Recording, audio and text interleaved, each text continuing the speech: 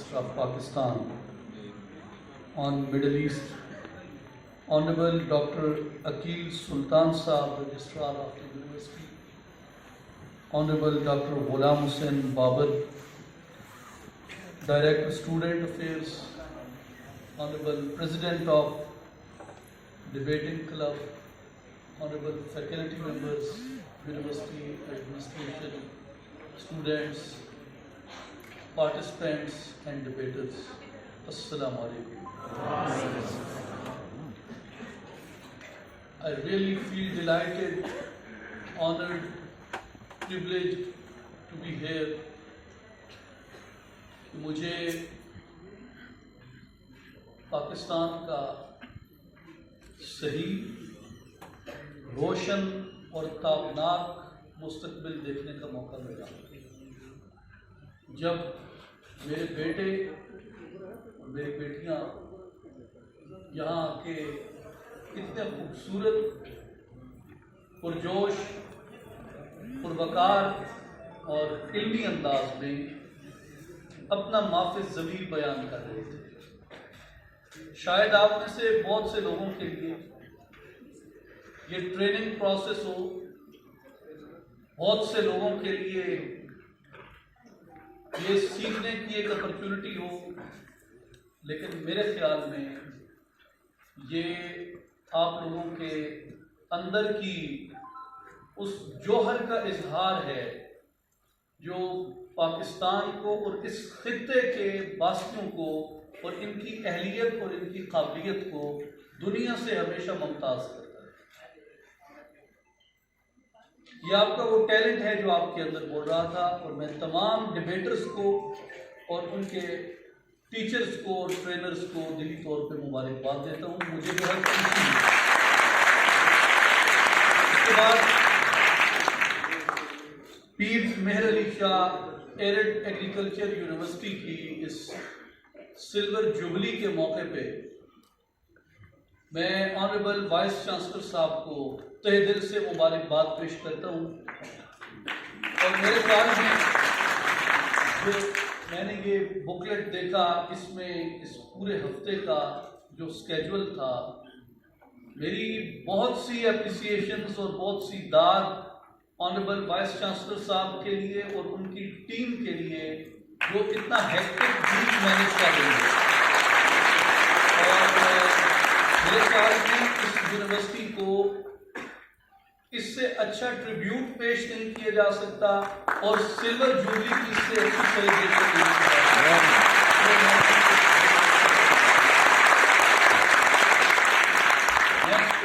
दिली तौर पे ऑनरेबल वाइस चांसलर साहब को, उनकी सारी टीम को, रजिस्ट्रार साहब को, मैनेजमेंट को, फैकल्टी मेंबर्स को, डीन्स को, एचओडीज को, टीचर्स को, सबको बहुत बहुत मुबारकबाद पेश करता हूँ।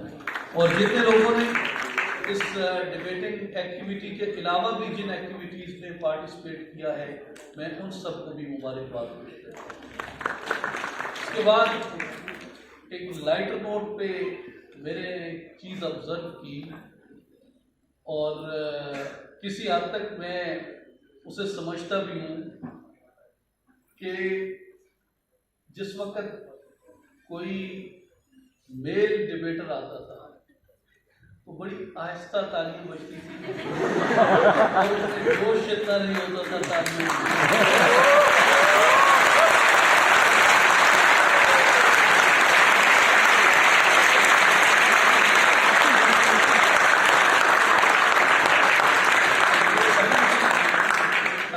तालियां मेरे लिए नहीं बजी, उन्हीं के लिए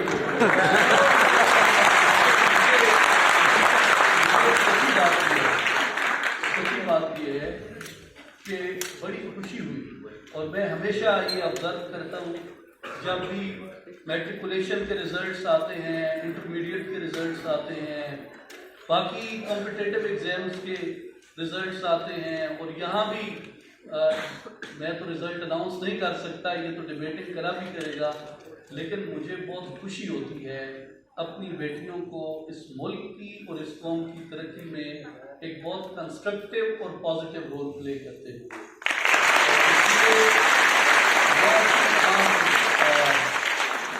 भाइयों को भी और अपनी तमाम बहनों को भी मुबारकबाद भी देता हूँ, क्योंकि मैं शायद इस डिस्क्रिमिनेशन का कायल कंपटीशन में ना हूँ, क्योंकि कंपटीशन में जब आप डिबेट करते हैं तो आपकी क्लैपिंग या आपकी एप्रिसिएशन वो पर्सनैलिटी के साथ नहीं होती, वो आइडियोलॉजी के साथ नहीं होती, बल्कि वो आपकी पॉइंट ऑफ डिबेट के साथ होती है, आर्ग्यूमेंट के साथ होती है, लॉजिक के साथ होती है। आप जिसको भी डिबेट में अप्रिशिएट करें, उसका ये कोई क्राइटेरिया नहीं है कि ये आपका रिलेटिव है, ये आपके डिपार्टमेंट से है, ये आपके इलाके से है, ये आपके जेंडर से है, बल्कि उसका ताल्लुक आर्ग्यूमेंट के साथ है और लॉजिक के साथ है, और इस बात पे अप्रिशिएट करना चाहिए। अब मैं 2-3 बातें आज की आपसे शेयर करना चाहता हूँ, लेकिन मैं आप सबकी भरपूर तवज्जो चाहता हूँ उसके लिए। वो ये कि हम पाकिस्तान एक आइडियोलॉजी पे मार्ज़े वजूद में आए, एक नजरिए पे मार्ज़े वजूद में आए, और वो नजरिया कायद आज़म मोहम्मद अली जिन्ना का था, और वो बड़ा सिंपल नजरिया था। जिस वक्त कैबिनेट मिशन प्लान भी आया यहाँ पे और सर स्टीफन क्रिप्स ने कायद आज़म के साथ डायलॉग किया, तो कायद आज़म ने उनको बड़ा दो टोक अल्फाज में ये कहा कि इंडिया यूनाइटेड नहीं रह सकता, और कायद आज़म के अल्फाज थे कि unity of India was a myth. और उसकी लॉजिक कायद आज़म ने ये दी, और अल्लामा इकबाल ने ये दी, और उन तमाम लोगों ने ये दी कि जो इंडिया है ये एक रीजन है, एक कंट्री नहीं है, और एक रीजन के अंदर बहुत सी आइडेंटिटीज बसती हैं, एक रीजन के अंदर बहुत सी जुबानें बोली जाती हैं। आप पंजाब का इस्लामी कल्चर देख लें और मशरकी पंजाब का सिखों का कल्चर देख लें, आपको एक प्रोविंस के अंदर 2 नेशंस नजर आती हैं। आप तामिल में चले जाएं और आप केपीके में चले जाएं, इनकी आपस में क्या चीज एक जैसी हो सकती है। आप बलूचिस्तान में चले जाएं और आप अरुणाचल प्रदेश के अंदर चले जाएं, इनके अंदर क्या कॉमनैलिटीज थी? जुबान अलग, जोग्राफिया अलग, रंग और नस्ल अलग, एथनिसिटी अलग, इनकी हर एक चीज अलग थी। और इसलिए कायद आज़म मोहम्मद अली जिन्ना ये कह रहे थे कि बरतानवी राज जा रहा है, और बरतानवी राज एक कॉलोनाइजर फोर्स थी। उन्होंने कॉलोनाइज किया, 9 आबादियात उन्होंने बनाया इस खित्ते को, और उनके जाने के बाद यहाँ की जो ब्राह्मण मेंटेलिटी है वो हिंदुस्तान को फिर यूनाइटेड इंडिया के नाम के ऊपर इसको कॉलोनाइज करना चाहते हैं। इसलिए कायद आज़म ने कहा कि हिंदुस्तान एक मुल्क नहीं है, बल्कि हिंदुस्तान एक रीजन है जिसके अंदर बसने वाली तमाम अक़वाम को उनकी इंडिपेंडेंस सेलिब्रेट करने का हक हासिल है। इसलिए हम मुसलमानाने हिंद अपने अलग वतन का मुतालबा करते हैं।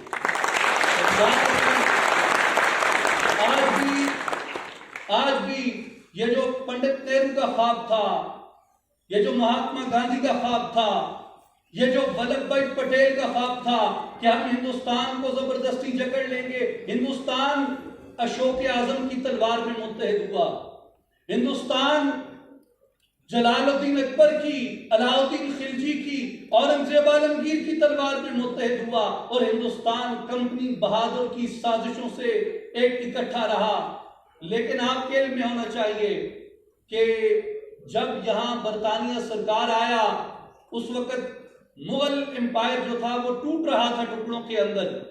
562 शाही रियासतें हिंदुस्तान में वजूद में आई, उनमें से 14 शाही रियासतों ने पाकिस्तान के साथ इलाक़ किया। बहावलपुर थी, सवात थी, खैरपुर थी, कलात थी, लसबेला थी, और इस तरह तकरीबन 14 प्रिंसली स्टेट्स थी जिन्होंने पाकिस्तान से एक्सेशन किया। कश्मीर मुतनाज़े है, उसका आज तक इंस्ट्रूमेंट ऑफ एक्सेशन नहीं मिला कि उसने किससे किया। निजाम दक्कन पाकिस्तान के साथ आना चाहते थे, नवाब ऑफ जूनागढ़ ने पाकिस्तान के साथ मुआहदा किया, नवाब साहब मनावदर ने पाकिस्तान के साथ मुआहदा किया, और कई रियासतें थीं जो पाकिस्तान के साथ आना चाहती थी, लेकिन हम कमजोर थे। हमारे पास उस वक्त मिलिट्री ताकत नहीं थी। हिंदुस्तान ने बज़ोर शमशीर उन शाही रियासतों पे कब्जा किया। लेकिन जो मैं बात बताना चाहता हूं वो ये है आपके इल्म के लिए कि जब बरतानिया आया हिंदुस्तान को उसने दो हिस्सों में रूल किया, दो हिस्सों में हुक्मरानी की। एक प्रिंसली इंडिया था, एक नॉन प्रिंसली इंडिया था। जो नॉन प्रिंसली इंडिया था वहां खुद मुख्तारी ताज बरतानिया की थी, लेकिन जो प्रिंसली इंडिया था जहां शाही रियासतें थी वहां भी बरतानिया की खुद मुख्तारी नहीं थी।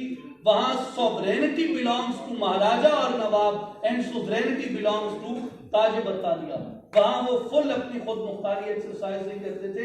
इसलिए बरतानिया सरकार के होते हुए भी हिंदुस्तान के अंदर 562 झंडे लहराए जाते थे।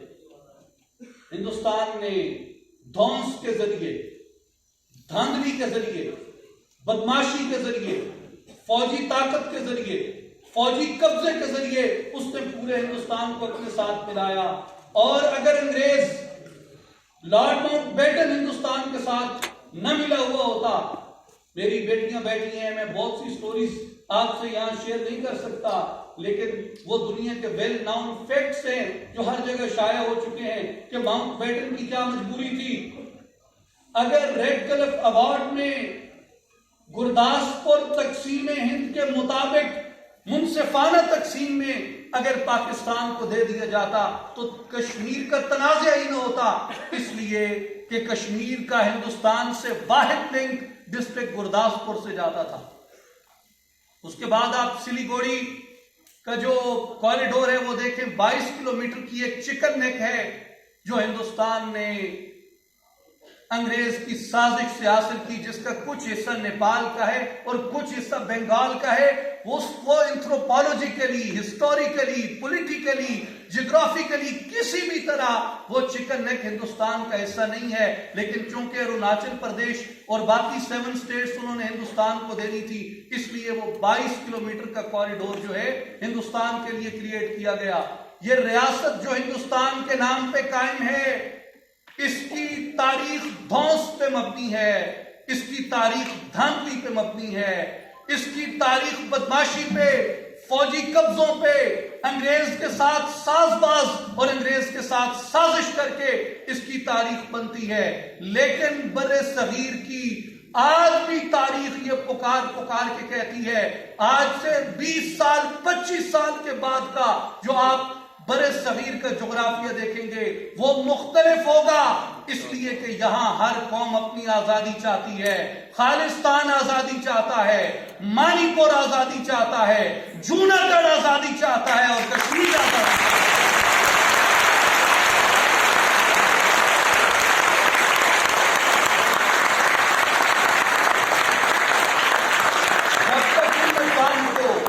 जब तक इन अक़वाम को इनकी आजादी नहीं मिल जाती, तब तक हिंदुस्तान के अंदर ही नहीं पूरे साउथ एशिया में अमन नहीं हो सकता। ये मेरी एक बात थी। दूसरी बात जो मैं निहायत इख्तिसार से आपके साथ करना चाहता हूं वो कल्चरल कस्टोडियनशिप की है। याद रखें, मेरे भाई पाकिस्तान का फख्र हैं अल्लामा ताहिर महमूद अशरफी साहब, और अल्लाह ताला ने इनको बहुत सी सादतें दी हैं, एक बाहिम्मत इंसान हैं। पाकिस्तान में न सिर्फ मुसलमानों के माबैन यकजहती के लिए बल्कि दीगर मज़ाहिब के माबैन भी यकजहती के लिए अशरफी साहब का किरदार बहुत हमेशा वाज़ेह और भरपूर होता है। मैं आपसे पाकिस्तान के कल्चर की एक बात करना चाहता हूं। हम यहां तकरीबन 1200-1300 वर्ष से मौजूद हैं बतौर एक रिलीजियस कम्युनिटी के हम मुसलमान, और यहां जो इस्लाम आया, यहां जो इस्लाम की तरवीज हुई वो सूफिया ने की। और आप अगर सूफी मेथोडोलॉजी को जानते हैं और जो सूफी तरीकाकार है, अगर आप उससे वाकिफ हैं तो आपको ये मालूम होगा कि जिसे हम टॉलरेंस कहते हैं, जिसे हम बर्दाश्त कहते हैं, उसकी अल्टीमेट रिफ्लेक्शन एक सूफी के अंदर होती है। वो हजरत शेख अजमेरी हों, वो हजरत अली बिन उस्मान हुजवेरी हों जिनको हम दाता गंज बख्श कहते हैं, वो हजरत बाबा फरीदुद्दीन हों, वो दीगर सूफियाए किराम हों, इन्होंने जिस मेथड के तहत यहाँ इस्लाम की तरवीज की, एक multi cultural multi religious society यहाँ तश्कील पाई। उसके बाद यहाँ जो हुक्मरान भी आए, उन हुक्मरानों ने भी हमेशा इसी multi religious multi cultural value के साथ हुक्मरानी की। सबसे ज्यादा इस्लाम पसंद हुक्मरान हिंदुस्तान की 1000 साल की इस्लामी हुक्मरानी की तारीख में सबसे ज्यादा इस्लाम पसंद हुक्मरान औरंगजेब आलमगीर था। और हम में से बहुत कम लोग जानते हैं कि औरंगजेब आलमगीर के सबसे बड़े मिलिट्री जनरल का नाम महाराजा जय सिंह था। उस इस्लाम पसंद हुक्मरान के मिलिट्री कमांडर का नाम महाराजा जय सिंह। तो उनके दरमियान एक मल्टी कल्चरल वैल्यू थी और एक सोशल कस्टोडियनशिप का तस्वुर यह होता है कि आप जिस तरह हुकूमत गवर्न होती है, गवर्नमेंट्स जिस तरह गवर्न होती हैं, इसी तरह कल्चर गवर्न होते हैं। जिस तरह गवर्नमेंट के कस्टोडियन होते हैं, उनके उम्माल होते हैं, उनके जिम्मेदारान होते हैं, इसी तरह कल्चर के अंदर भी ऐसे मॉडल्स अडॉप्ट किए जाते हैं। और मैं आपको उसकी मिसाल ये दे सकता हूं कि आप मॉडर्न सिस्टम में देखें, इंजीनियर है, उसकी उन्होंने एक डिस्टिंक्शन कायम कर दी कि इसको येलो कैप पहना दे। डॉक्टर है, उसको उन्होंने व्हाइट कोट पहना दिया कि इसकी एक डिस्टिंक्शन कायम कर दे, रिस्पेक्ट कायम कर दे। जज है, उसको वेग लगा दी कि इसकी एक डिस्टिंक्शन कायम कर दे। प्रोफेसर है, उसको गॉन पहना दिया। सिविल अवार्ड्स दिए, मिलिट्री अवार्ड्स दिए, ताकि ये क्लास यहां पे प्रमोट हो। ये हमारे इस्लामी अदवार में भी ऐसे था। शुअरा को मुख्तलिफ खिताबात दिए जाते थे, ये फसीउल मुल्क है, ये दबीरुल मुल्क है, ये खाकानी हिंद है। उलमा को खिताबात दिए जाते थे कि ये शम्सुल उलमा है। इसी तरह जर्नैलों को खिताबात दिए जाते थे, ये शुजाउद्दौला है, ये जलीलुद्दौला है, ये अबू नसर है, ये अबुल फतह है, ये अबुल मुजफ्फर है। इसी तरह बादशाहों के अपने अपने अलकाब थे। और खुद सैयदी रसूलुल्लाह सल्लल्लाहु अलैहि वसल्लम आपके ज़माने मुबारक में आप खुलफाए राशिदीन को जिस तरह आप सल्लल्लाहु अलैहि वसल्लम ने अलकाब दिए कि ये मेरी उम्मत का सिद्दीक है, कोई मेरे बाद नबी होता तो वो उमर होता, ये मेरी उम्मत का सखी है, जिसका मैं मौला उसका अली मौला। और इसी तरह आप सल्लल्लाहु अलैहि वसल्लम ने उसके बाद भी सहाबा किराम ने फरमाया ये उम्मत का अमीन है, ये सैफुल्लाह है। खिताबात दिए उनको इसलिए कि वो उस कल्चर के, उस समाज के सबसे बेहतरीन लोग थे और उस कल्चर को रिप्रेजेंट करने के सबसे ज्यादा अहल लोग थे। तो आप जब एक कल्चर को गवर्न करते हैं तो उसके लिए आपको एक सोशल कस्टोडियनशिप चाहिए होती है, एक ऐसी क्लास चाहिए होती है जो तैयार हो, जो उस कल्चर की ऑनरशिप ले। मैं आखिरी वाक्य एक मेंशन करके इस अपनी गुफ्तगू को कंक्लूड करता हूं। अभी कायद आज़म यूनिवर्सिटी में एक रिसर्च हुई जो रॉयट्स हुए माइग्रेशन के दौरान, उनके ऊपर पार्टीशन के दौरान, कि जो बॉर्डर एरिया की मुख्तलिफ श्राइन्स थी उनमें क्या एक्टिविटी चल रही थी जिस वक्त पार्टीशन हुई। तो उसमें उन्होंने बड़े दिलचस्प वाकयात मेंशन किए प्राइमरी डेटा एनालिसिस से, लेकिन उसमें 2-3 वाकयात में देख के हैरान हुआ। कुछ सिंध में, पंजाब में, मुख्तलिफ जगहों पे हुए कि बॉर्डर एरियाज पे जहां से हिंदू कारवान जा रहे होते थे हिंदुस्तान की तरफ, पाकिस्तान के इलाकों से माइग्रेट करके, वो सूफिया ना सिर्फ मुसलमान आने वाले काफिलों को पनाह देते थे, बल्कि वो गैर मुस्लिम सिखों और हिंदुओं के काफिले उनको अपनी खानकाहों में, अपनी मसाजिद के अंदर पनाह देते। और कई वाकयात उसमें 3-4 मैंने पढ़े कि जो ऐसे थे जिनमें उन्होंने अपनी मसाजिद में हिंदू कारवान को पनाह दी और बलवाइयों ने उन पे हमला किया और वो सूफिया और उनके साथ रहने वाले लोग जो थे वो उन हिंदू कारवान को प्रोटेक्ट करते हुए वहां पे शहीद हुए। ये हमारी मल्टी रिलीजियस रिस्पेक्ट थी, ये हमारी मल्टी कल्चरल वैल्यू थी। मैं आपसे कहना ये चाहता हूं कि मेरा एक सर्टन बिलीफ है, अशरफी साहब का एक सर्टन बिलीफ है, वाइस चांसलर साहब का एक सर्टन बिलीफ है, आप में से हर एक का यहां एक सर्टन बिलीफ है, आप उसको अपनी पर्सनल लाइफ में फॉलो करते हैं। लेकिन हम एक कौम हैं, हम एक नजरिए पे यकीन रखते हैं, हम एक जगह पे रहते हैं, हम अपने आप को नफरतों के शोलों के दरमियान जिंदा नहीं रख सकते। हमें यहां जिंदगी गुजारनी है, हमारे बच्चों को जिंदगी गुजारनी है, हमारी नस्लों को जिंदगी गुजारनी है। उन्होंने यहां फलना है, फूलना है, फैलना है, तरक्की करनी है, डेवलपमेंट करनी है, एक खुशगवार खुशहाल जिंदगी गुजारनी है उन्होंने यहां पे। वो नफरतों के दरमियान नहीं हो सकती, वो रिस्पेक्ट के साथ हो सकती है, वो ऑनर के साथ हो सकती है, वो मोहब्बत के साथ हो सकती है, वो एहतराम बाहमी के साथ हो सकती है।